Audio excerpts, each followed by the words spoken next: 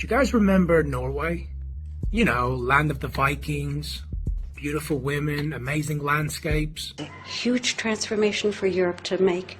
They are now going into a multicultural mode, and Jews will be resented because of our leading role. But without that leading role and without that transformation, Europe will not survive. Well, this is Norway now.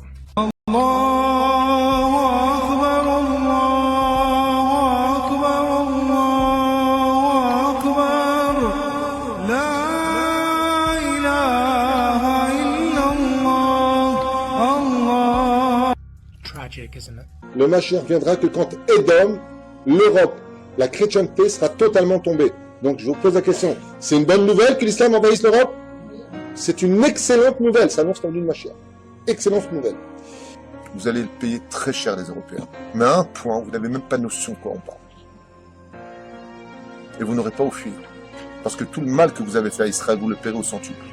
Quand l'Italie disparaîtra, quand Édom, c'est pour ça que le QG de la chrétienté qui vient de Esav se trouve là-bas, quand cet endroit-là disparaîtra, et c'est ce que veut faire l'islam, l'islam c'est le balai d'Israël, sachez-le. It's really sad to see our beautiful continent be overrun like this. Europe has not yet learned how to be multicultural, and I think we're going to be part of the throes of that transformation, which must take place. Europe is not going to be the monolithic societies that they once were in the last century. Jews are going to be at the center of that. It's a huge transformation for Europe to make. You see, I've got no problems with immigrants. I'm an immigrant myself. But this isn't immigration. This is complete population replacement. Le Mashiach viendra que quand Édom, l'Europe, la chrétienté sera totalement tombée. Donc je vous pose la question, c'est une bonne nouvelle que l'islam envahisse l'Europe? C'est une excellente nouvelle, ça annonce l'envie de Mashiach. Excellent. We are being replaced, and people need to wake the fuck up. You see, Muslim families are reproducing on a scale of 8 to 1 in comparison to the 1 to 1 for white people. If we do the maths correctly, in about 40 years, Europe will be Muslim. It's the end of days.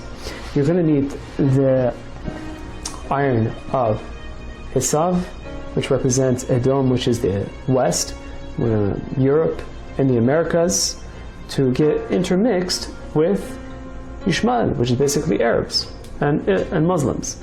How in the world was this ever going to happen if not for this refugee crisis? At the end of days, you're going to have this intermixing between Esav, Edom, which is the West, and the East, which is the Muslims and the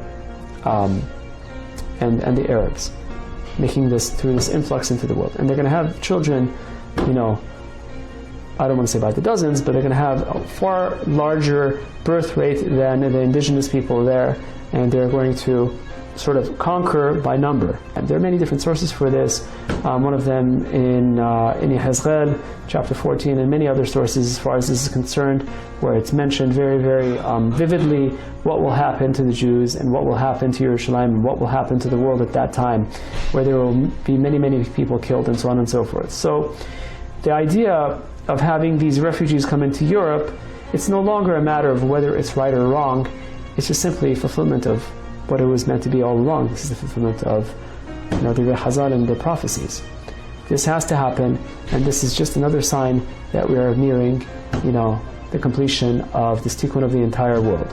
And what do you think will happen to our laws when they're the majority?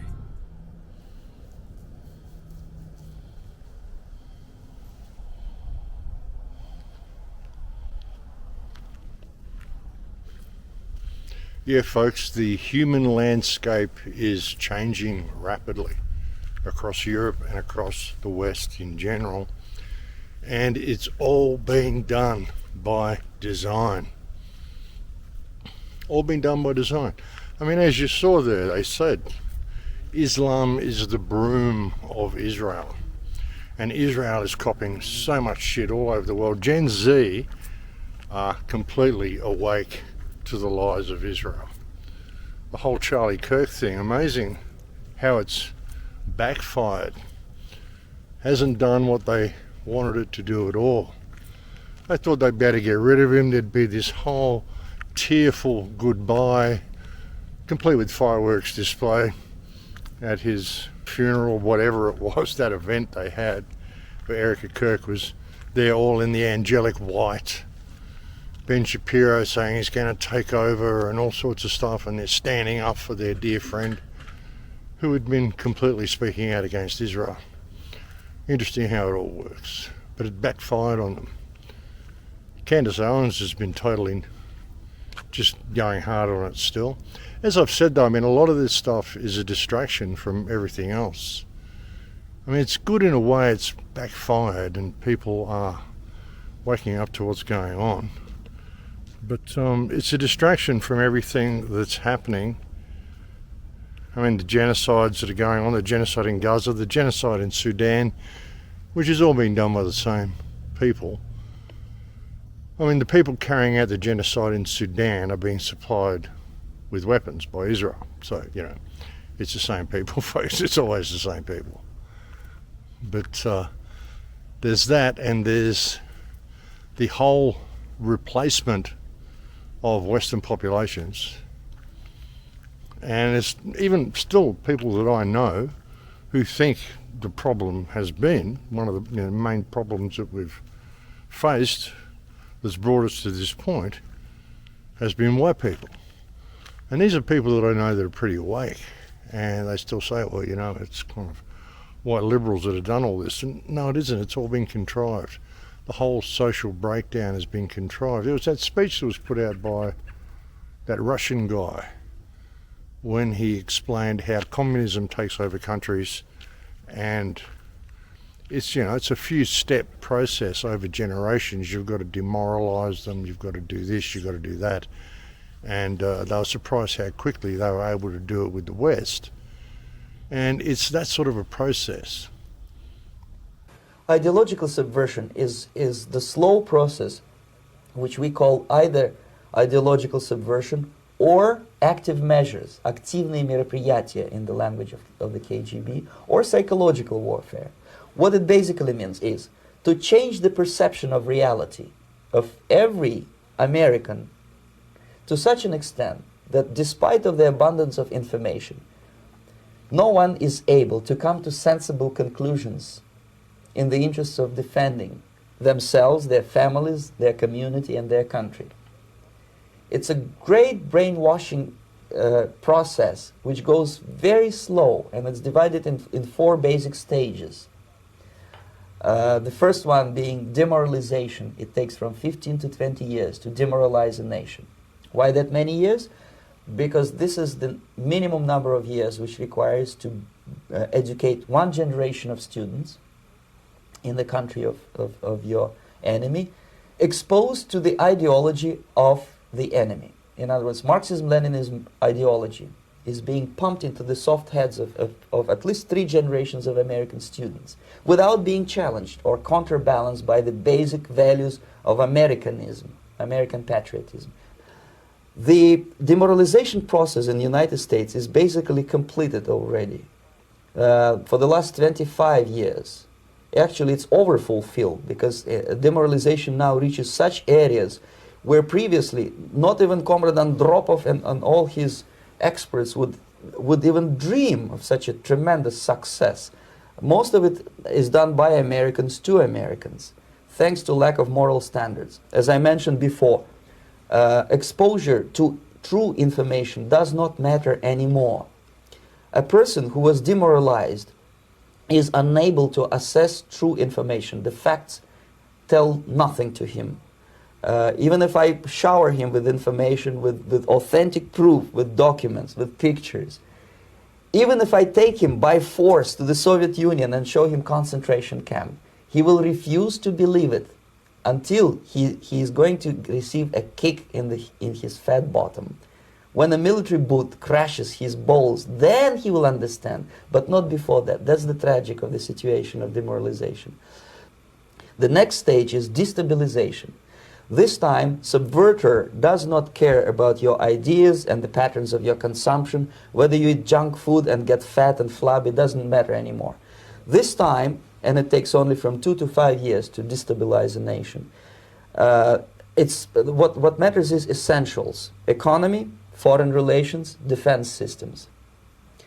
And you can see it quite clearly that in some areas, in such sensitive areas as defense and economy, the influence of Marxist-Leninist ideas in the United States is absolutely fantastic. I could never believe it 14 years ago when I landed in this part of the world that the process will go that fast. The next stage, of course, is crisis. It may take only up to 6 weeks to bring a country to the verge of crisis. You can see it in Central America now. And after crisis, with a violent change of power, structure, and economy, you have so-called the period of normalization. It may last indefinitely.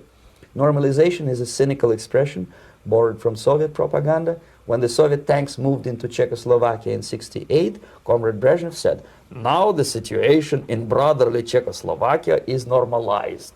This is what will happen in the United States if you allow all these schmucks to bring the country to crisis, to promise people all kind of goodies and the paradise on earth, to destabilize your economy, to eliminate the principle of free market competition, and to put a big brother government in Washington, D.C., with benevolent dictators like Walter Mondale, who will promise lots of things, never mind whether the promises are fulfillable or not.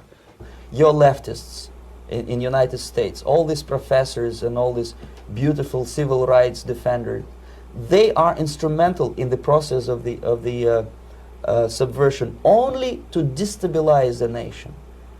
When their job is completed, they are not needed anymore. They know too much. Some of them, when they get disillusioned, when they see that Marxist-Leninists come to power, obviously they get offended. They think that they will come to power. That will never happen, of course. They will be lined up against the wall and shot. But they may turn into the most bitter enemies of Marxist-Leninists when they come to power. And that's what happened in Nicaragua. You remember most of these former Marxist-Leninists were either put to prison or one of them split, and now he's working against Sandinistas. It happened in Grenada when Maurice Bishop was already a Marxist. He was executed by a new Marxist who was more Marxist than this Marxist. Same happened in Afghanistan when first there was Taraki, he was killed by Amin, then Amin was killed by Babrak Karmal with the help of KGB. Same happened in Bangladesh when Mujibur Rahman, very pro-Soviet leftist, was assassinated by his own Marxist-Leninist military comrades. It's the same pattern everywhere. The time bomb is ticking with every second. Yeah, so you can't really blame white people for what has happened. And you know, the need to exterminate the white people, it's crazy, absolutely crazy. And it's all being done by the same people, the guys with small hats that are carrying out the current genocide in Gaza. Look at this place, folks, it's beautiful, isn't it? I'm filming this in Sedona. I'll be gone by the time you see it, but that's where I'm doing it. I think this lens might be dirty, folks. I'm just going to check the lens. I'll be back. Yeah, I think that's going to be a little bit better. But yeah, it's all distraction. I mean, there's so much stuff going on beneath the surface of what people are seeing. And I don't have any notes here today either, folks. I'm just actually visiting a friend in Sedona on my way back to Mexico. And so I thought I'd do a video while I was here. I mean, I haven't done a video for a month. It's actually been really good. I haven't even been really looking at news or information. I've made maybe 4 or 5 posts on Twitter over the whole time, or X, over the whole month. You know, I've been there, just responded to a few comments or whatever, you know. And I've done that maybe 4 or 5 times over the last month, and that's it. Maybe left 1 comment on BitChute. I haven't been reading any comments. I haven't been watching any videos. I haven't been looking at any news. I just time out for a month. I mean, for so long I've said I need to have a break. And, you know, I'll have a couple of weeks off making videos, but I'm still doing stuff. I'm still doing lectures, or I'm still touring, or I'm still talking with people, or I'm still doing whatever. This is the first time since probably, I don't know, 2005, that I've actually just switched off and went offline and just experienced my life and experienced the world. And it was good. And I ended up here in Sedona. What a place to end up. Incredible place. If you've never been here, it really is a wonderfully beautiful place. I mean, where I'm standing here and where I'm walking around, you're not getting a lot of the view of the mountains, but there's some incredible mountain views in this country. I was up looking at a few of them yesterday.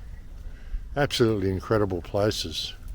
It's a really, really remarkable area. Named after the founder's wife, I believe, whose name was Sedona. So yeah, that's where I ended up. But like I said, I'll be gone by the time you see this. I've got to go back to Mexico, do a few things, and get organised for an Acapulco next year, which is going to be in Puerto Vallarta. Excuse me. My voice is a little funny. I've had a little bit of kind of a laryngitis-y thing going on. The throat feels a little funny. It's kind of weird. But yes, I've been offline for a long time. But while I've been offline, I've still been, observing a little bit of what's going on.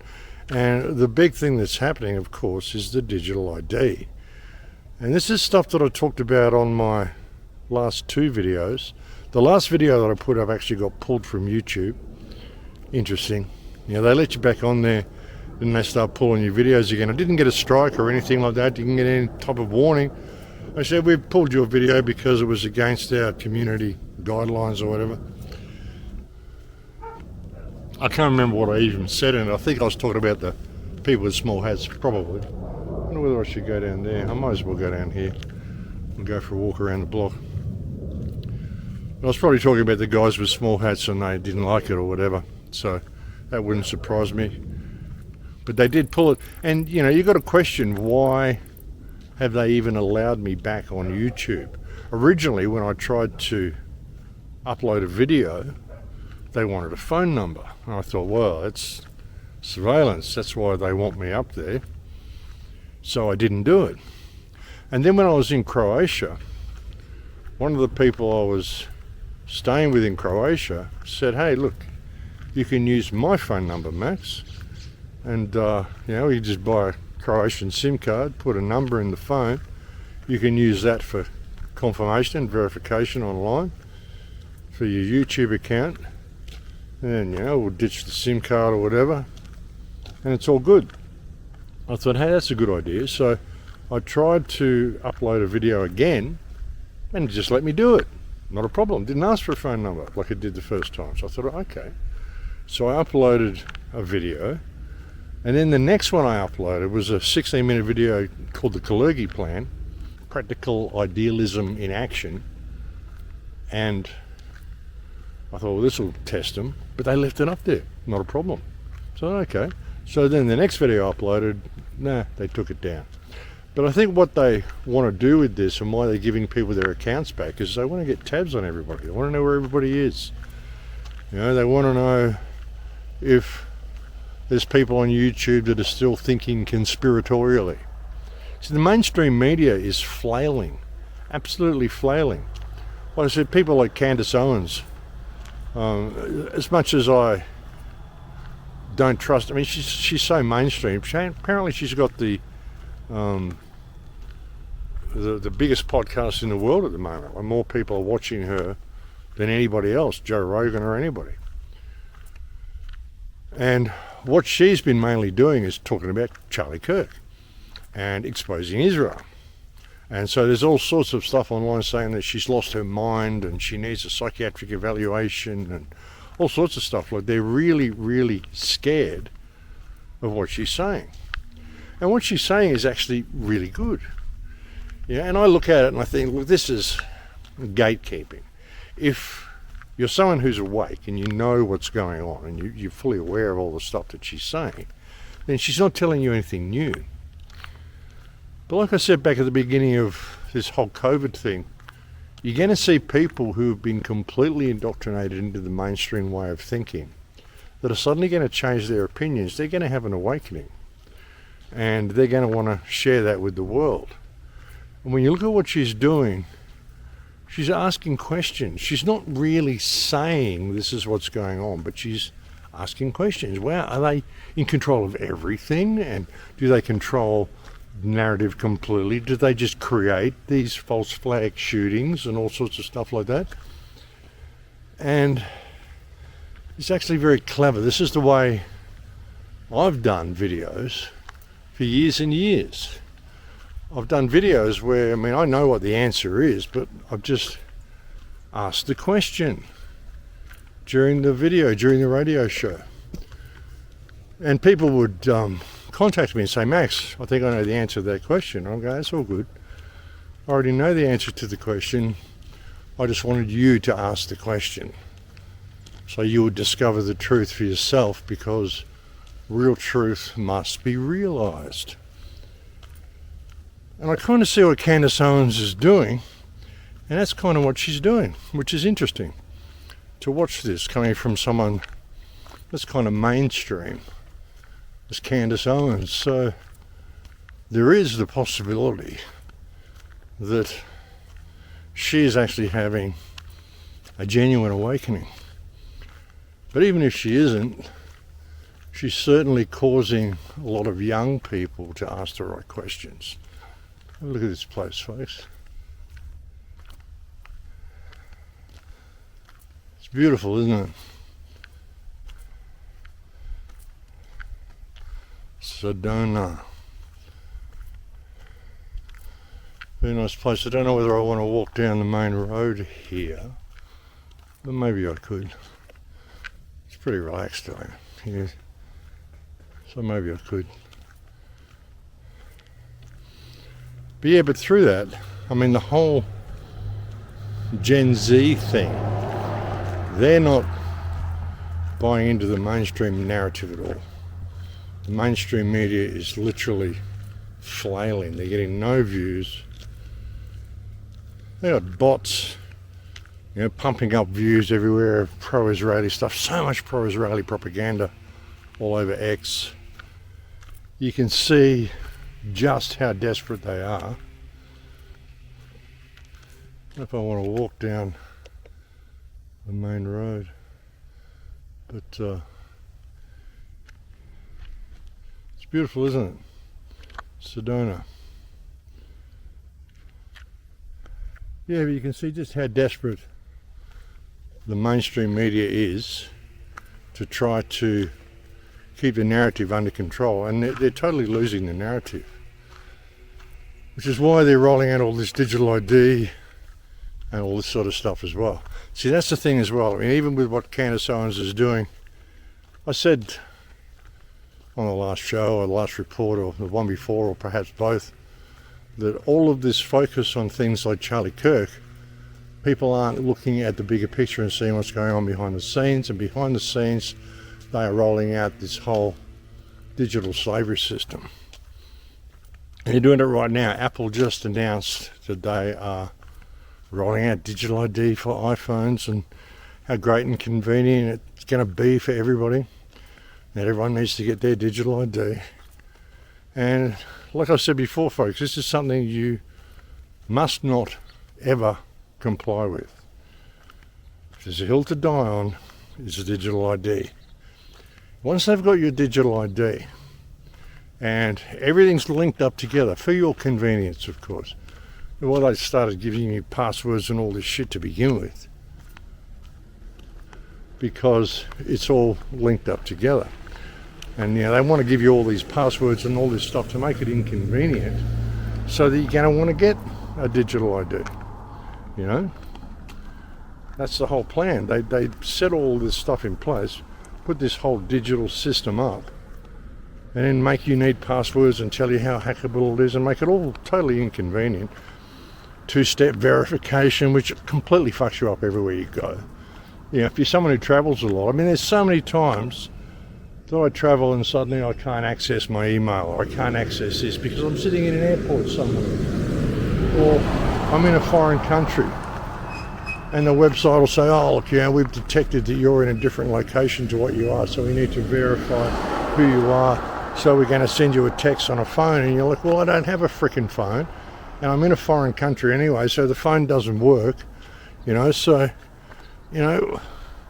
it's ridiculous. So they do all this stuff to make it really inconvenient, so then you're just going to, wow, just a digital ID. And it's all done, it's all in one place, bang, scan a QR code and you're good to go. So it seems really good to a lot of people, but it's not. And once they start bringing in digital currency, I think this is one of the reasons they've kept the US dollar the way it is as well, like US currency. US currency is unique to any other currency in the world. The US dollar, the fiat currency they hand around. Because all the notes are the same size, still made of paper, easy to counterfeit. You can simply get a $1 note, get some sort of a wash all the ink off a $1 note. You can get plates, print yourself up a $100 note. Same paper, same size, who's going to know? It's very easy to counterfeit US money, and I think they've done that for a reason, because then it creates the need for digital currency. And once they give you a digital ID and a digital currency, well, they've got you.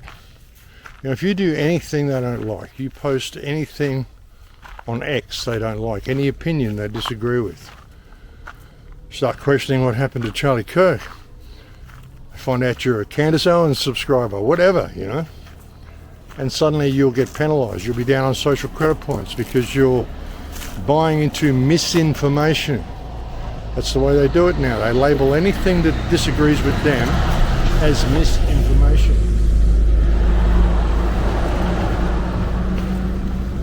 And suddenly, once you got your electric car, because all the petrol cars and gas cars have been banned and outlawed for climate change.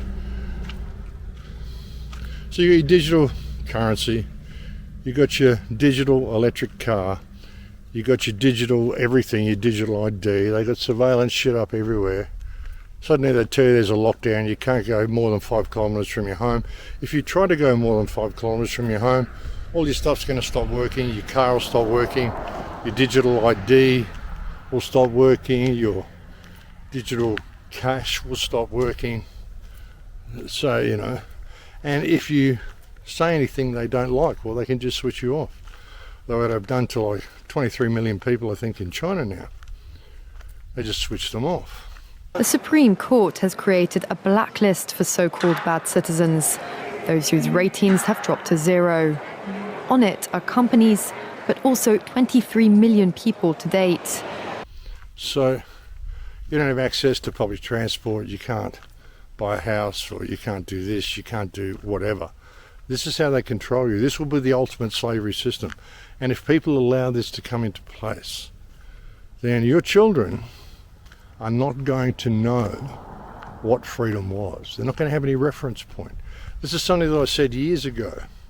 And through this education system and this replacement of the population that's going on and everything that's happening, the kids that grow up into this system will have absolutely no reference point for what freedom actually is.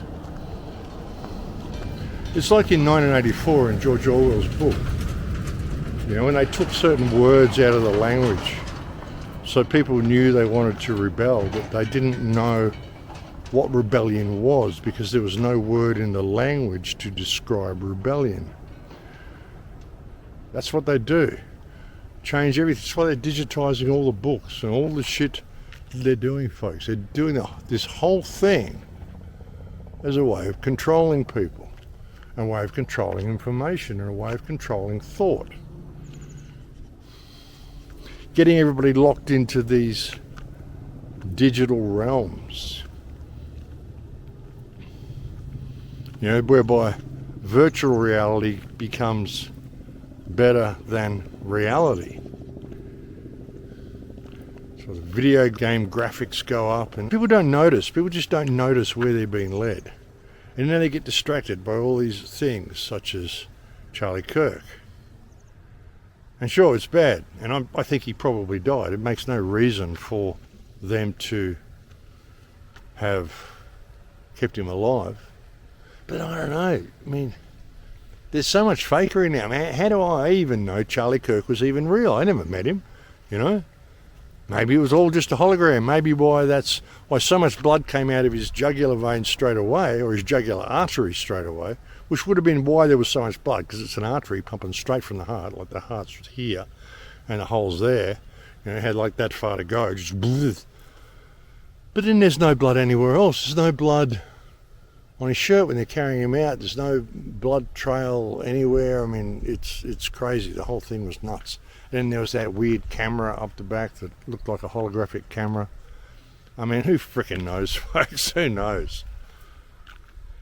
How do we know anything that we see on TV is real? Honestly. Any of it. I'm sure there's people out there that have met Donald Trump, but I never have. How do I even know he's real? How do I know any of this shit's real anymore? And now with all this AI and all these digital videos, I want to address the fake news jabbering about AIPAC saying that the tribe is controlling the U.S. Look, we might run the banks, the media, Hollywood, politics, Congress, maybe even had Epstein on speed dial, who knows? But other influence? Nah, pure nonsense. And by the way, I'm sending another $6 gazillion to Israel. it's freaking unbelievable. You know, it's just about controlling people's perception. That's all television and news and all of this shit is all about, folks. It's about controlling people's perception. Well, they just create excuses to exterminate mass amounts of people. Like what's going on in Palestine, what's going on in Sudan, what's going on in so many places around the world, and has been going on for so many years. It's crazy. It's crazy. And how do you know any of it's real? Look at these chemtrails, folks. Look at this shit. Sedona. Apparently, like when I was on the way down here, like I came into Phoenix and we were driving down here, a friend of mine came and picked me up, and she was saying, wow, you know, there's never any chemtrails in Sedona. It's really cool, it's a great place, you know. And then yesterday, as soon as we arrived, they started absolutely hammering the place with chemtrails, and they've been doing so all night. And last night there was a huge, like, aurora in the sky. Everyone said it was the aurora borealis that they were seeing in the sky. All the skies were red, right across southern USA. They're out there, people posting pictures of it. I'd just gone to bed and I didn't want to get up and look at it, but my friend whose place I'm staying at, I went out and got a bunch of photographs, and I'm sure she'll send to me. And but this isn't aurora borealis. This is something to do with the spraying. I mean, aurora borealis is like lines and streaks and like streams across the sky, streams of particles. It doesn't look like this red sky that they saw over Sedona last night. So God knows what it was, folks, but crazy. She also told me it never rains here. Now the forecast is that it's going to be raining by the weekend. So, you know, all this massive spraying, and then suddenly the weather changes, and it all happens right on the day that I arrive. Crazy. But yeah, anyway, I'm leaving today anyway, so it doesn't matter. But remarkable. Absolutely remarkable. But as I've said before, as I've been alluding to lately, when you look at all this stuff, folks, the mass immigration that's happening in all of our countries, this rollout of digital ID, which is really the most important thing you've got to be thinking about, folks, is this digital ID. This is stuff I've been warning you about since 2010. You know, really blowing the whistle on it, you know, since, you know, COVID started, because it's all related. And now they're just doing it. And you absolutely have to not comply with that. And what you've got to understand is that, like, even looking at the state of our countries and all this mass immigration, it isn't normal immigration, it's just population replacement. That's what's happening in all of our countries. We're being invaded. And the people that are allowing this to happen are the politicians that we elect to safeguard our nation. Well, I don't, because I don't vote, but you elect to safeguard your nation and your security. This is in all countries. This is across Europe. I mean, most of Europe, they gave their sovereignty away, gave it to the European Union, which was a terrible mistake.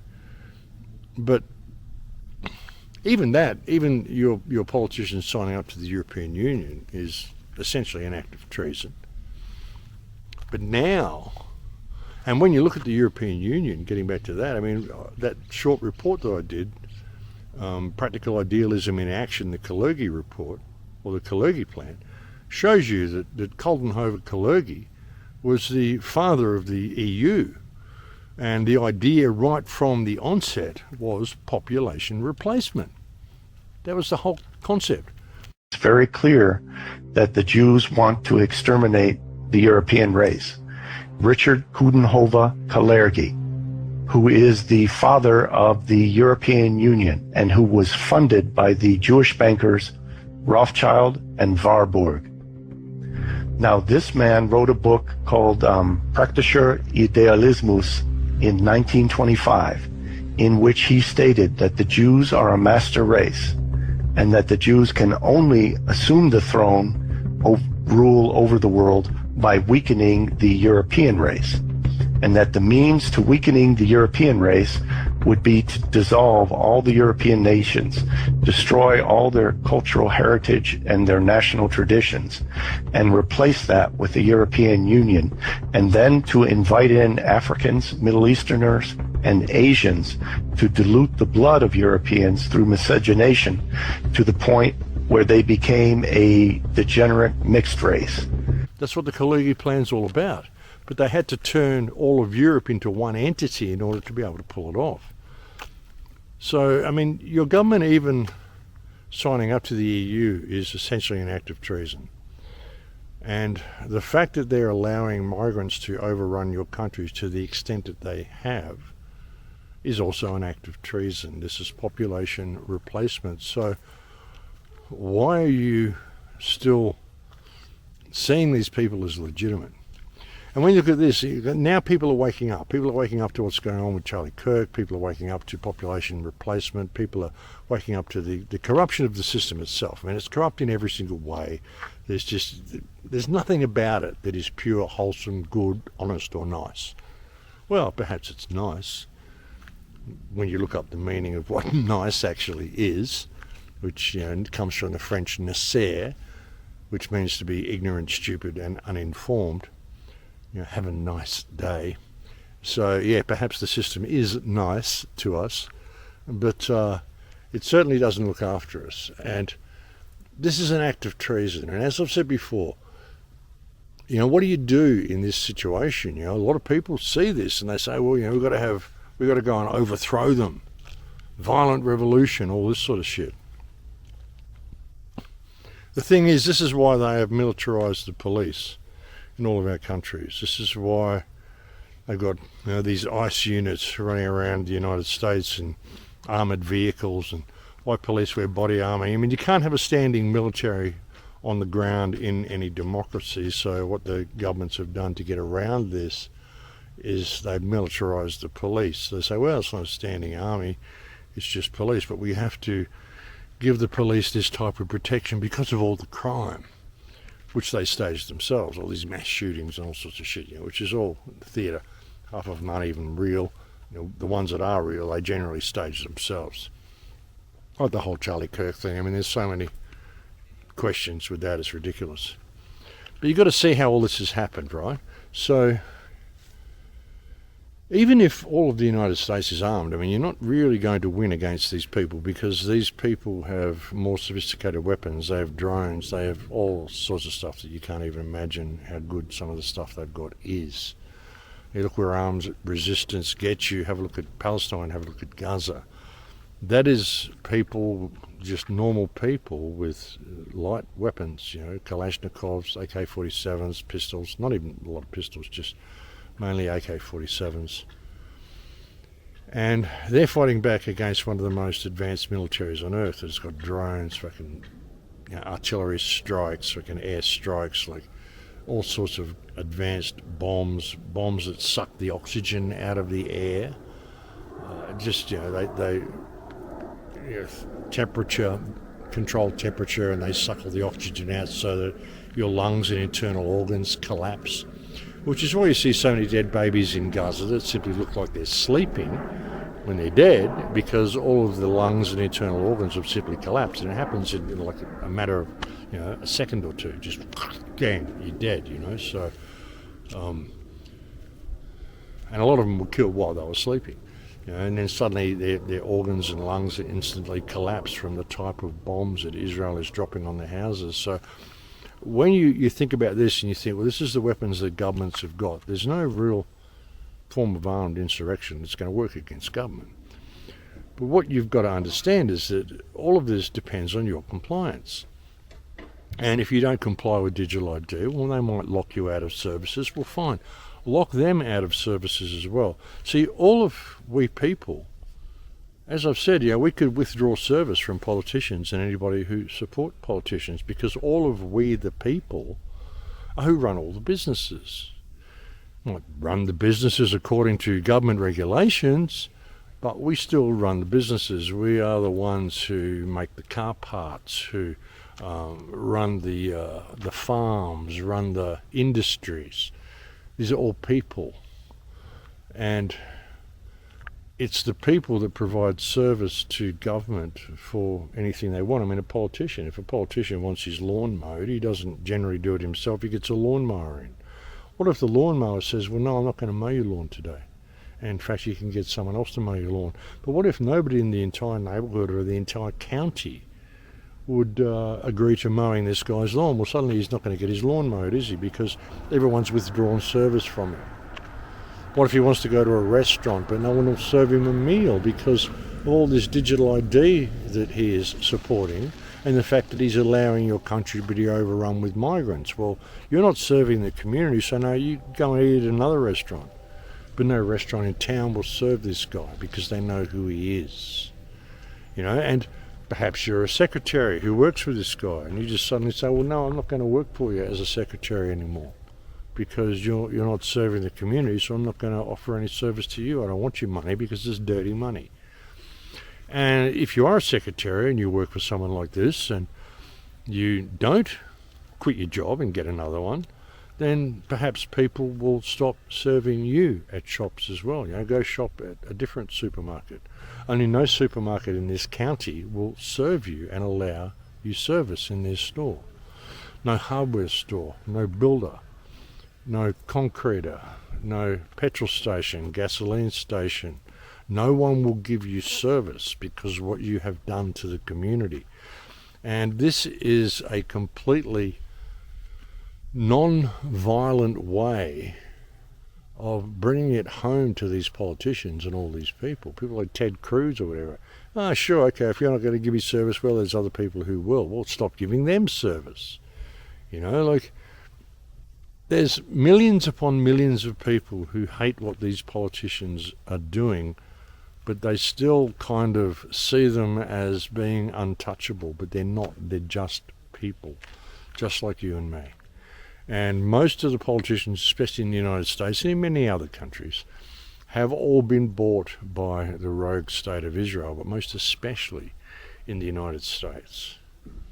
And this is why a lot of Americans are getting a bit of a hard time around the world as well. And I know a lot of really good Americans. I mean, your basic American individual is a good person.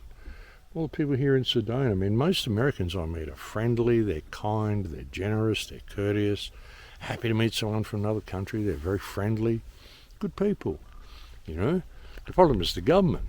And the problem is the government has been supplying weapons of genocide to Israel and making a huge profit out of it while it does it, in order to genocide children, which has been live streamed on X for the last 2 years and TikTok and everywhere else. And so, the United States is seen by much of the world now as being complicit in genocide as much as Israel, because Israel couldn't do what any of the stuff it's doing if it wasn't for the United States. People like Leonardo DiCaprio wants to go and build a hotel in Gaza. I mean, you want to go and build a resort on the bones of murdered children, you fucking parasite. Unbelievable, And Jared Kushner's got all these real estate contracts for Gaza, and I told you the ceasefire was bullshit. Israel was going to break it. They've moved the yellow line again and again and again. Israel currently controls half of the Gaza Strip. They're dividing north from south. They're just going to go and exterminate anybody.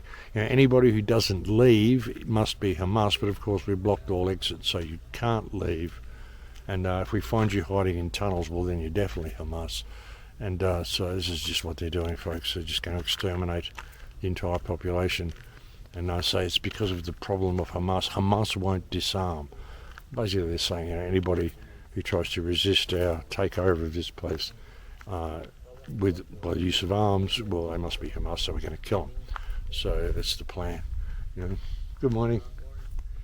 So we knew this was coming, and I warned you this was coming, and this is exactly what they're doing. But it hasn't gone away, and it's not going to go away until they've exterminated all of the Palestinian people.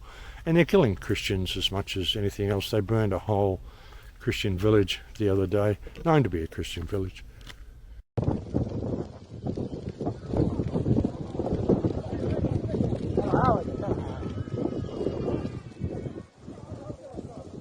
They burned it because that's what they do. There was an article or a post I saw on X. It was Pete Hegseth complaining that Christians were being slaughtered and massacred in Sudan. And I posted this link to the Jewish settlers burning the only Christian village left in West Bank, Tabiyah or something like that, I think it's called. And I said, what about this one, Pete? Does it count when Jews do it? No comment, of course. But yeah, it's this ongoing thing, folks. And like I said, Palestine and Gaza and West Bank has always been a system of warehousing and surplusing human beings. They show you the level of violence they're prepared to resort to control people. And then they bring in this digital ID, digital currency, and to start their system of warehousing and surplusing the West, while slowly replacing the Western population with migrants. Not because they want the place to be ruled by Islam, but they want to make it obvious, and they want to create a situation whereby the amount of Islamic people overrunning your country is going to create a problem. And it's going to create some form of civil war eventually within your country. White people simply wanting to maintain their heritage and their culture while they're being replaced by huge amounts of Muslims who all breed 6, 7, 8 times quicker. All Muslims will have 8 children. White people are lucky if they have 1 because they're taught that it's bad for the environment, climate change. So sheer volume of births is what's going to replace Western population, no doubt. And this will end up in a situation of civil war, and what will be left of Western population will flood to the aid of Israel, because they'll say, wow, you were right. The Muslims came and they took over our countries and blah, blah, blah. All contrived by the same people. All completely controlled by the same people. So what is left of the Goy will run to aid Israel, and then the rest of the war against East and West will continue until all of Amalek is destroyed, and then Israel will just go in and wipe out the Muslims through their superior weapons, and there'll be no international law or any of that sort of shit to worry about, because it will all be just the big cleansing that had to happen. Because I say, well, look what Islam just did to the West. Islam just destroyed the West, but it was Israel right from the start doing the whole thing. It just knew it would be able to use Islam against Western nations, because Western people are essentially good people who don't want war. They don't like going out and killing. They don't see any joy or get any bloodlust from going out and slicing the head off their enemy. Not like Israel does, not like lots of Islam does. They revel in that sort of stuff, where as white people really just want to get along, be creative, see what we could do. I mean, a lot of white people, it may not seem that way, but a lot of them are pretty spiritually based as far as their regard for humanity are. You don't see that in a lot of other cultures. You certainly don't see it in Judaism. You don't see it in any religious-based society. So, yeah. So you look at all that, folks, and you think, well, who's responsible? Well, it's our politicians. And if people aren't going to stand up and they're not going to fight back and they're not going to do whatever, and again, I don't think civil war will lead us anywhere. I mean, sure, I think you should protect yourself and defend yourself and all that sort of stuff, and you need to. But you've got to remove all support away from the politicians, away from the people that have done this. Even the products, stop buying Jewish Israeli products, stop supporting their system, stop voting, stop supporting these people in any way, shape or form. Don't sell them gasoline. Don't work for them. Don't be their secretary. Don't build their homes. Don't fix their cars. Don't sell them food. Don't let them shop at your supermarket. Don't use their digital system. Don't sign up for your own slavery. And do it by just willful ignorance of them even existing. You know, as far as I'm concerned, they don't exist. The whole concept of government is just an idea. It's a meme. It's a concept. You know, you need to do what you're told because it says so in this book. And this book pretends to be law when there's really only one law, which is God's law, which is do no harm. It's really simple. You know, I've got through my whole life and made it to 68 years old by simply ignoring them. And as far as I'm concerned, they don't exist. Their system exists only so much as I get the tools that I need to have freedom of movement. So I can step with 1 foot in and 1 foot out. But that's only really a toe in. Because all I've got is a driver's license, a passport, and registration on my car. I have that so that I can drive the car and not get stopped every 5 minutes by some idiot. I want freedom of movement. I've got a passport because I like to travel and I want freedom of movement. And that's it. My bank is an online bank, not really affiliated with any country. I'd like to. I don't know how to get away from needing money, unfortunately. So you know, you've got to have something like that. But you know, there's just really nothing that I do that involves me with the system, apart from having the documents that I need to be able to just slip through the cracks and continue to have freedom of movement. That's it. And I've got to 68 years old without ever voting, living in a country where voting is compulsory. You get fined if you don't vote. I've never voted, never been fined for not voting. I've never owned a credit card. The only reason I have a cell phone is so I could actually open a bank account. The only reason I use it is to sometimes catch an Uber when I'm traveling in the United States, and that's it. I've never made a phone call and text anybody on it. I don't even use WhatsApp on the phone. I don't use any of this shit on the phone. I have it because I was forced to have it in order to have a bank account, because without a bank account I can't live. So, you know, you got to step out of the system as much as you can, and it's actually quite easy to do. The problem is that they've digitized everything. They've got so many people so used to using credit cards to do shopping and all this sort of stuff that it's, and they've made it, you know, like if you travel, like I said, it's you know, two-factor identification, all this sort of bullshit, which I don't have on anything, which really makes it difficult to travel. So, and the only reason it makes it difficult for me to travel is because other people go along with all this sort of shit. It's a problem, see, that's, you know, if you comply with their digital system and you sign up for a digital ID, you're helping lead the rest of the world off the cliff.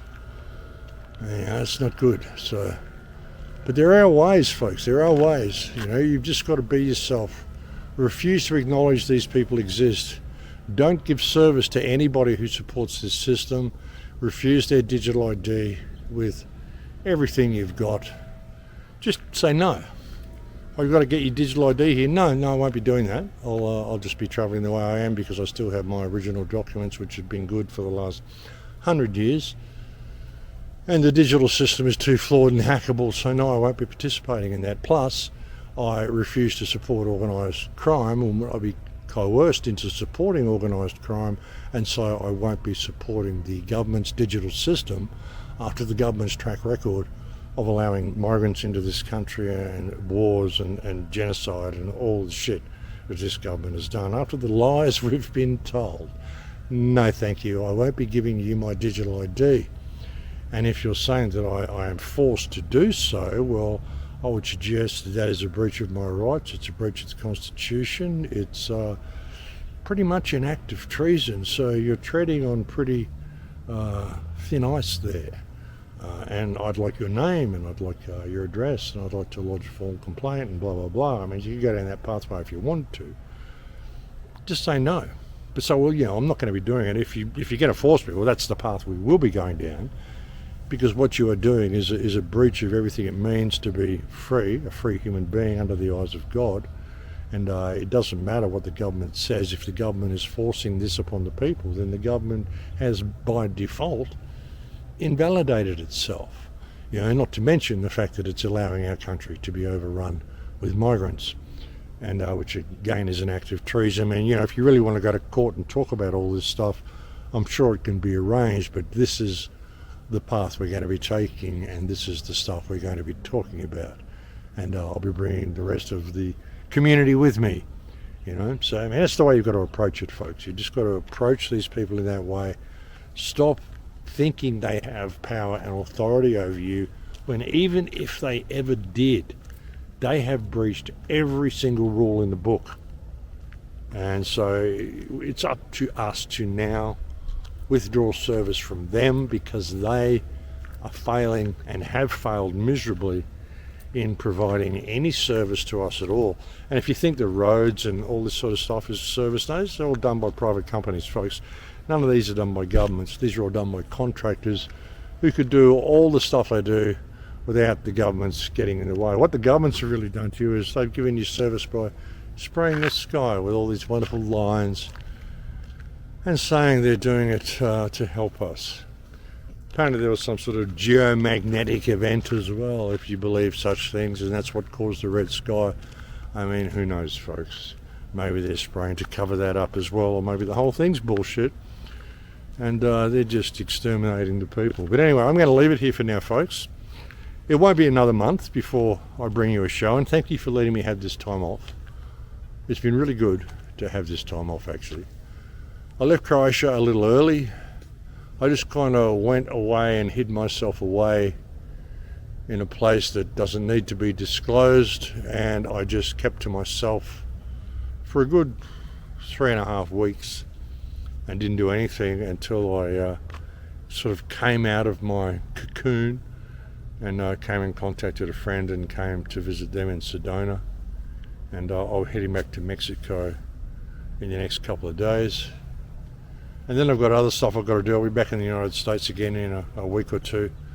I've got friends from Croatia over here that I need to catch up with, and also the person that I'm staying with has developed a bit of a health issue, and I'm only really going back to Mexico because I want to grab the Tesla machine and bring it back and put her on the Tesla machine and see if it helps this issue. And if it does, I will definitely keep you posted on that.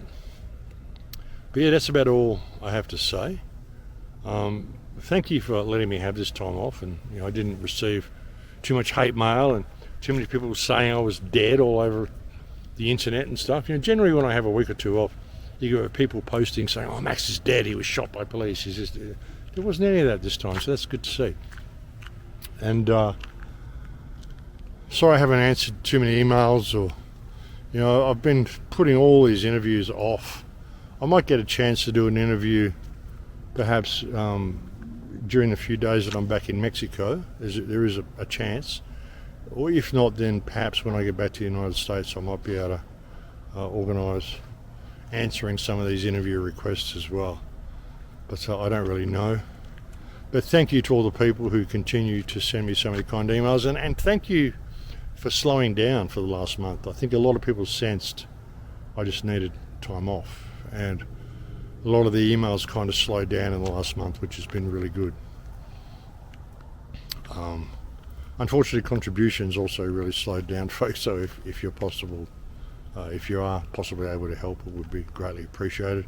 Like, I do all the stuff that I do really, really cheap as well. Like, it might seem like Max travels all over the place, but I do cheap flights, I stay at friends' places. I mean, it's been kind of difficult because I haven't really lived anywhere stable for just over 4 years now, and it gets to you a little bit, you know, after a while. So, but anyway, thank you for any contributions you can give, folks, through Stripe. I mean, that's all I've got left. I'm still banned everywhere else. You know, banned on PayPal and banned on Patreon. And Subscribestar, they never even let me open it. Substack, they flooded it with bots, so I can't actually post anything. It's crazy. But anyway, we continue. We do what we can. But anyway, thank you to anybody who does place a kind comment or send a kind word or send me a kind email or make a contribution. I really do appreciate it. But anyway, folks, I'm going to leave it here for now. Like I said, it won't be a month before I bring you another video report. I will get one done soon, but I am still pretty busy up until probably mid-December. But we'll just see how it goes. I'm sure I'm going to be able to bring you more videos than I have been. I just needed some time off. I've had a lot of stuff sort of compounding in my mind that I just needed time out to, you know, a bit of meditation, you know, a bit of sorting myself out, a bit of time for myself. We all need to do that now and then. But hey, I'm not going anywhere. I'm back on the front line, and I will speak to you again soon.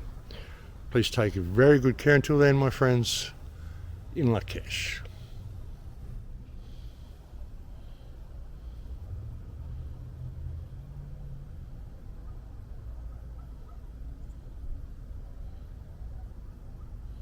It really is a spectacular landscape, isn't it? My name is Shmuley, and today we're launching Shabbat, our Jumanoid for the home. Shabbat, yeah, the new at-home robot. You live with a robot now? Yeah, I mean, now I can do my laundry on the Sabbath. He does my taxes every quarter. I just go to work, and he takes care of all the schlepping, Bubby. Oy vey, you gotta be kidding me. No.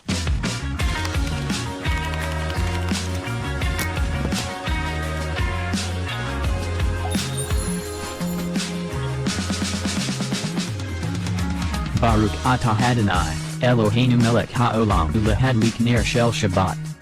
Shabbat shalom. Mazel tov.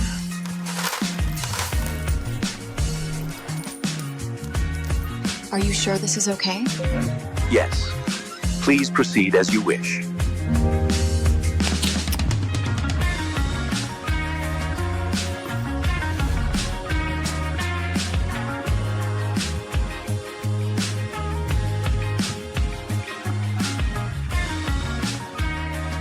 Pre-order your Shabbat now, the world's first at-home Jumanoid.